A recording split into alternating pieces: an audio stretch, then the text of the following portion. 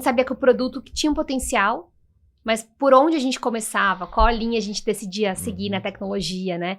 O que a gente sabia era, assim, dar crédito para PME, vender a prazo para PME. Quando você vende a prazo, é uma decisão de crédito também. Não deixa de ser uma decisão de crédito. É um mercado gigantesco, assim. E geralmente o mercado ele tem motores de crédito tradicionais, né? Motores de crédito tradicionais, que usam ainda uma tecnologia que para a época estava muito boa, mas que hoje em dia com AI, ela tá mais ultrapassada, né? Então, e tem muitos fatores que podem ser embarcados conforme o nicho, o segmento, que eu acredito que você trabalhe isso, né? É isso, exato. Então a gente fez o que a gente chama de modelo fundacional. Então a gente na prática está na mesma categoria do OpenAI, do Anthropic, do Llama. Então, turma, ela criou um código que chama de fundacional, que fosse uma fundação, né? Quem usa a gente está aqui como se fosse uma em cima, e tem a fundação que é no mesmo nível do OpenAI que criou o ChatGPT. É isso. Então você tem, como é o nome? É Avra também, a inteligência? Avra também. Então ele criou a Avra, que é uma inteligência artificial focada em crédito. Focada em crédito. A gente nasceu desse ponto de crédito. Por conta da minha experiência de Bruno, montamos esse modelo, comprando dados e fazendo o modelo do zero. O que é comprando dados, Viviane? A gente compra dados das mais diversas fontes, todos eles especializados em PME. Então, desde os dados mais simples que o mercado desde já BGE usa, até protestos, esses dados, assim, desde dados mais simples até dados que a gente chama de alternativos, né? Então, dado de Google Street View, o que o Google Street View consegue dizer sobre o faturamento de uma empresa que está naquela rua. Então, quantas pessoas passam na porta dessa empresa de varejo, ele é um termômetro bom. Então, eu consigo usar dados que, assim, aparentemente estão menos relacionados, mas para complementar uma visão de crédito em relação à empresa. Entendi. Então, ela pega dados complementares, joga dentro da inteligência, armazena esses dados na inteligência. É isso. E a partir disso faz a leitura para responder melhor uma análise preditiva? É isso. Dentro disso, eu coloco esses dados e coloco numa modelagem preditiva, olhando para frente. Então, quem que essa padaria vai ser daqui a 6 meses? Como que ela vai estar? Se a padaria pedir crédito para mim, por exemplo, eu sei dizer se dou ou não. Eu crio o meu próprio motor de crédito usando a Avra. É isso. Então, a Avra, na verdade, funciona como uma estratégia de concessão de crédito. Uma melhoria de concessão de crédito. A gente nasceu desse lugar, né? Então, geralmente modelos de crédito massificados, que é quando você decide num montante muito grande você pensa nas agências de banco do varejo, não do atacado. Você geralmente toma a decisão olhando para trás. E quando você olha para trás, além disso, você tem um delay de 3 meses. Então, quando você pega o seu score de crédito nos principais birôs do Brasil, ele tem uma defasagem de 2, 3 meses. E 2, 3 meses não é nada para uma empresa como uma Raizen, mas para uma padariazinha, 2, 3 meses pode mudar a vida dela. Então, pensa se tomar as maiores decisões da sua empresa com base em um dado de 3 meses atrás. Então, simplesmente não fazia sentido, né? É porque às vezes, turma, você olha num birô de crédito para dar ou não financiamento, ou para fazer negócio ou não com determinada empresa, o que ela está dizendo é que essa empresa acontece muita coisa para trás. Então, você dá não, que podendo dar sim. Exatamente. Você dá sim, podendo dar não. Não é? Exatamente. Geralmente você dá não, podendo dar sim. Então, a gente basicamente... É isso que você, esse tempo todinho, é o que você vem vendo? Exatamente. A gente consegue aproveitar, às vezes, de 30% a 50% dos negados. Uau! Então, é muita gente. E veja o impacto disso no mercado. Ou seja, quanto mais crédito você consegue liberar por conta de uma decisão assertiva. Exato. Então, assim... Eu sempre costumo falar que a gente vê muito case de inteligência artificial no Vale do Silício, em empresas americanas, mas que a gente se orgulha muito de usar IA para casos brasileiros, assim. A gente está falando de PME, que é 30% do PIB brasileiro. Essa galera, assim, precisa de IA para poder ter mais acesso, mais oportunidade. Então, a gente tem uma missão muito clara de trazer milhões de PMEs para o radar dos grandes enterprises. E por quê? Porque é mais negócio gerado, é mais PIB, é mais oportunidade, né? E aí, logicamente, você criou uma API, você criou... Como é que funciona? A grande empresa Raizen, ela te contrata e você fica funcionando onde? Porque antes dela vender, ela precisa analisar.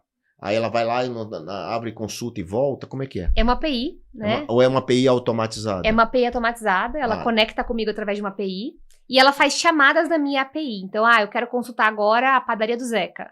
E aí eu passo qual que é um score, né? Inicialmente a gente começou a trabalhar num score, hoje em dia a gente mudou um pouco. Mas inicialmente a gente dava um númerozinho de 0 a 1000, que era a capacidade da padaria do Zeca te pagar em 6 meses. Ou seja, era mais positivo do que negativo, né? Era um Era cadastro mais... positivo. Era tipo praticamente a gente olhava de uma maneira tão profunda que a gente via que o que tinha disponível no mercado era muito punitivo. Era muito punitivo. Punitivo, né? Assim, você negava Certo, muito, certo, né? certo. E aí, o que a gente fez? A gente, depois de um tempo, quando a gente viu que a gente começou a performar consistentemente em casos de crédito, a gente viu que o modelo podia fazer mais do que só crédito. Porque Mas antes de falar dos outros modelos, até onde você chegou depois do investimento, com o número de clientes, estrutura, pessoas... Como é que foi o crescimento? Assim, você saiu de um cliente para quanto, em quanto tempo com esse investimento inicial, só para a gente fazer um deparo, assim. Hoje a gente tem 6 clientes, né? Grandes clientes. Muito grandes clientes, assim. Um deles é público ao Mercado Livre, então são clientes desse tamanho, desse porte. E obviamente, são contratos muito grandes também, né? E isso, temos um time de 22 pessoas. 22 pessoas. Um time super técnico, super. Boa parte desse time são pesquisadores brasileiros de inteligência artificial que moram no exterior. Mora fora, ou seja, não trabalha dentro do teu escritório. Estão remotos, né? Então, fazem PhD, doutorado, mestrado em machine learning fora do Brasil. E essas pessoas são muito conectadas por um propósito que a gente chama de give back, que é tipo trazer um pouco do conhecimento deles para o Brasil. Então, a pessoa estudou lá em Harvard, em Cornell, estudar em universidades americanas, mas ele quer resolver o problema do país dele. Ele quer devolver um pouco para o país dele. Então, a gente consegue trazer muitos esses pesquisadores que são extremamente competentes, né? E que topam trabalhar com o Bruno, né? Por o Bruno também ser uma pessoa super competente na área, para fazer algo pelo país. Então, a gente consegue também ter uma missão muito forte para juntar esse time. E hoje a gente tem um time de 22 pessoas excepcionais, assim. Então, pessoas com os maiores carimbos de faculdades do mundo. Então, London School of Economics, Harvard, né? Assim... Colômbia, mas um time focado em resolver a realidade brasileira. A empresa hoje, com esses 6 clientes, né? Então você está falando de 2 anos de empresa, 2 anos pós-investimento, basicamente. 6 clientes, grandes contas. Qual é o objetivo? Por que vocês não escalaram para mais clientes? Por que vocês ficaram... Você ainda se sente... eu vou te fazer uma pergunta, eu não estou afirmando, eu estou perguntando, tá? Porque cada um sabe a sua estratégia. Quem sou eu para dizer, cara, acelera, né? Mas quem está assistindo, qual foi a decisão de ficar com 6 clientes e não ir para 26? A gente tem 26 no pipeline agora, por exemplo. Exatamente esse número. Mas é uma venda longa, né? Uma venda para enterprise é uma não venda... foi porque você não quis, foi porque é uma venda para enterprise. Uma venda para um banco, né? Assim, uma venda para um banco brasileiro, nos 5 maiores bancos brasileiros, ela demora. Ainda mais uma venda extremamente técnica. Não, né? Mas veja, você tira o cara do birô tradicional, né? Exato. A gente senta e fala, olha, a gente consegue complementar o seu modelo.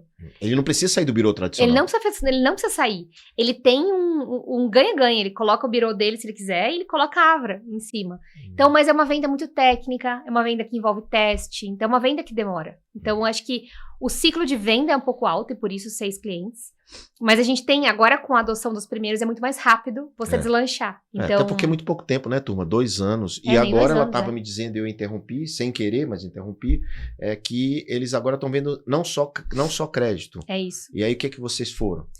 O modelo fundacional, por definição, é um modelo que é generalista. Tá. Então, essa é a definição de modelo fundacional. Quando você usa o ChatGPT, você pergunta qualquer coisa, certo? Você pergunta qual que é a temperatura em Seattle agora, ou você pergunta quem vai jogar o Brasileirão.